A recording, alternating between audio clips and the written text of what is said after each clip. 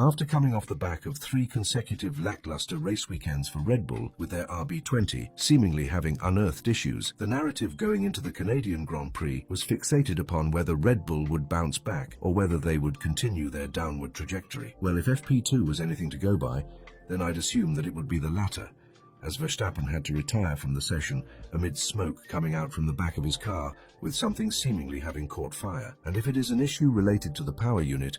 then it might come as a double blow for the team, as Verstappen had just took a fresh engine that morning. The supposed difficulties with the RB20 and its inability to effectively ride curbs and bumps have been obscured by the wet and mixed conditions that were seen in both FP1 and FP2, so it remains somewhat unclear as to what the performance of their car is relative to the Ferraris and McLarens in the dry. But regardless, the Red Bull doesn't appear to have the same aura of inevitability around it like it did in 2022 and 2023, and it actually appears as if Red Bull might be in a little bit of a crisis if things continue as they are. If we are to go off of the weather forecast, it is expected that rain will be present for every session of the Canadian race weekend, so most of what we'll see will mainly be dependent on what teams can fire up their tyres and have the most grip, in contrast to just the outright performance of the cars. But it will be very interesting to see how Red Bull stack up amongst the Ferraris and McLarens.